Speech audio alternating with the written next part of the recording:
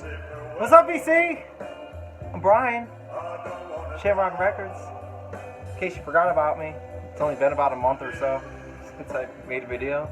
And my last video wasn't even a record video. It was like the 41 questions, random questions about me. So I was watching a video the other day, and Vinyl Richie mentions that, you know, don't have like a window behind you when you make your videos. Well, I agree with that. But I'm kind of screwed in my record room because pretty much every wall has a window, and it really sucks. But it kind of gives this like halo effect around my head. So yeah, so I know, Vinyl Richie, I apologize for the window. I should probably get a curtain. Who knows?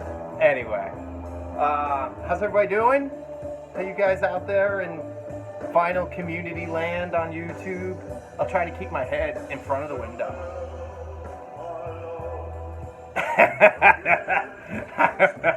Oh, whatever.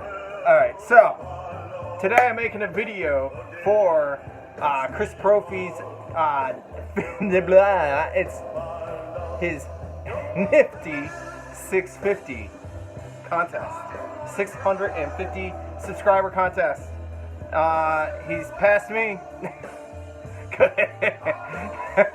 Nicely done, Chris. To a fellow New Yorker. Awesome. From Poughkeepsie.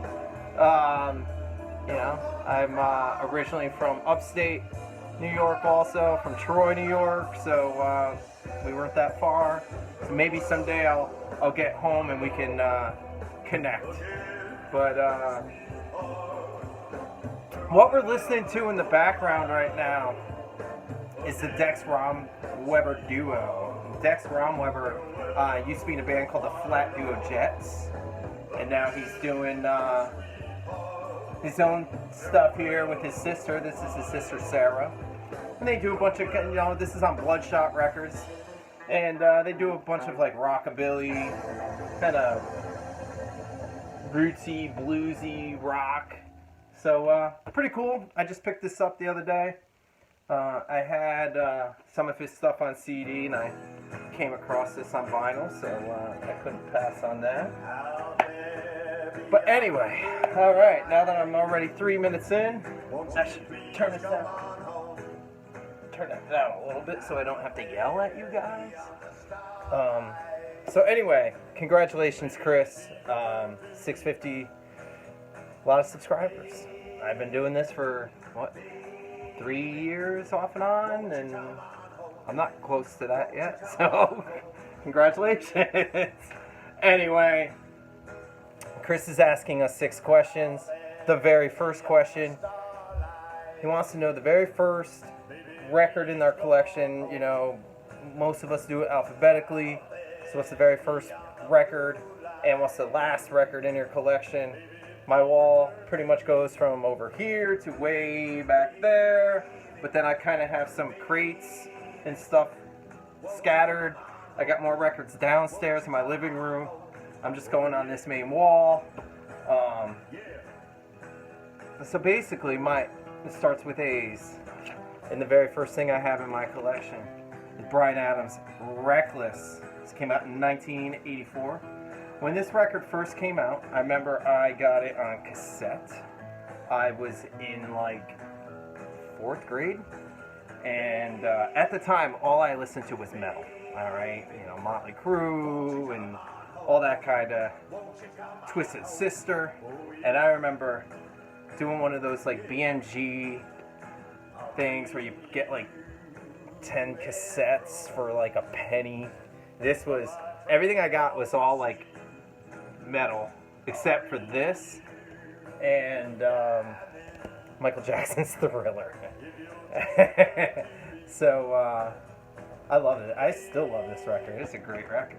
You know, Summer of '69, Heaven.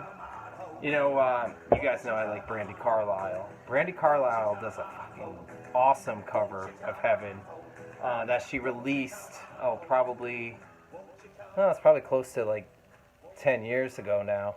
She did like a digital, like a 4-song EP digitally for Valentine's Day, probably about 10 years ago, and she did like some covers and stuff, and she covered Heaven. It was really cool. Anyway, the last record in my collection, basically I go rock, pop, all that kind of stuff behind me here, and then I got like a blues section back there, and jazz and soundtracks, and the very last thing on my wall is my Christmas records. And A Very Special Christmas is the very last record on my wall. You know, it's a great little comp. You know, you got Bryan Adams. So we're beginning and ending with Bryan Adams. It's all about the Bryans. But no, this is cool. It's, you know, it's got Bruce Springsteen and Stevie Nicks and Sting and U2 and Run DMC. It's a great little comp that I spin all the time at the holidays. The next question, and I might have these. I was trying to go. I've watched a bunch of videos. I didn't write them all down when I originally watched, so I was kind of just going. I got the 6 questions. They're probably just in wrong order. Sorry, Chris. The next one I have is a blue record. So I got some blue records. We got Blue. We got a little Ani DeFranco over here. Oh yeah. We got a little Joe Satriani right here. But the one that I was going to pick for you all is Forever Blue by Chris Isaak. This is one of my favorite records of all time. It's, you know, it's sad. It's like this lonely, sad, but really sexy record. I love this record. It is easily a top record of mine, probably a top 20 record for me. It is that high, and it's on blue vinyl. I listen to this a ton. So, alright, so that's my blue record. Next. Led Zeppelin or Deep Purple? That hurts my shoulder. We got some Zepp up here. I love the Zepp.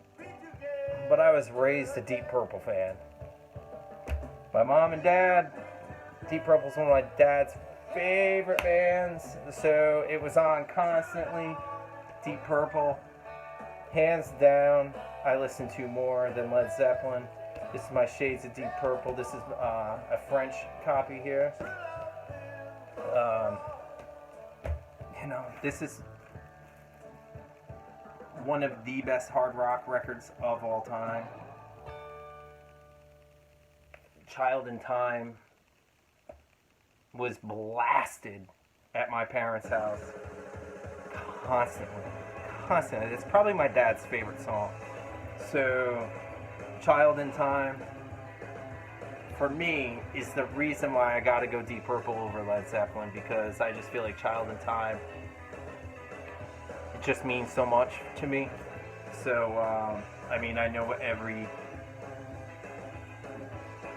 little inch of that song, every scream, every howl, every you name it. This whole record, I love. So, I gotta go Deep Purple. And then they even continue putting good stuff out in the 80s. And then they, you know, they went into become like Whitesnake, you know? So, like, I don't know. I just gotta go Deep Purple. Alright, let's see. 2 records on my want list. I got a pile of stuff here. I just kind of went through a couple CDs. I really want Danzig on vinyl. I want Lucifuge also. Ash, Free All Angels. Punk and Drublic by NoFX. The Gleam 2 by the Abats. This is just a 6-song EP on a 10-inch, but it's going for like 400 beans. Jamiroquai, Travel Without Moving. The Posies, Frosting on the Beater. Swordfish Trombones by Tom Waits. The Low End Theory. People's Instinctive Travels. Some Tribe Called Quest. Badlands. I mean, I can go on and on with all my grails and, things on my want list, but I just went through some of my CDs and stuff, and yep, I want that. So, yes. I want Before These Crowded Streets by Dave Matthews. That's one of my highest. This Desert Life by the Counting Crows. I mean, those, they're like $400 records. So, can't afford them all. Anyway, my speakers. Let's see. This, I'm just going to pull it up. Why not? I was going to pull the Mazzy and do like a little thing afterwards, but it's close enough where I can let's just show you. I got the incense on top of this thing, so I don't want to, it's not burning. I'm not going to burn down my freaking house, but we'll just move it. Fuck it. So, I don't know. Can we see here? These are my clips. I don't know what model they are. They actually don't say anywhere what model they are. I looked. But they sound amazing. I got them at an antique shop. Probably about, I don't know, about a year and a half ago. I got a great deal. My buddy Tony has an antique shop. I go there all the time. I actually sell some records in there. I got just like a couple little bins that, just like Jonathan sells at the same place, Cheap and Cheerful.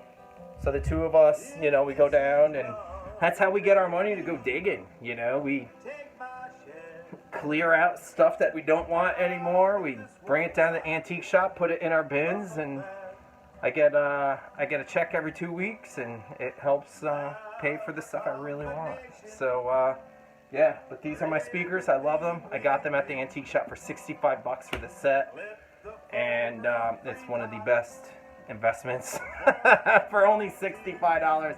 I couldn't believe that I found them. Let's see.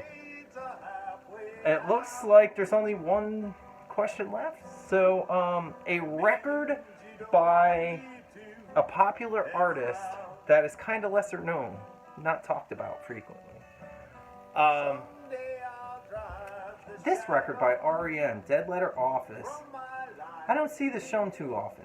I never hear anybody talk about this record, and I guess it's probably because REM has so many classics that this one here is just B-sides and like kind of rarities and covers, but it's fantastic.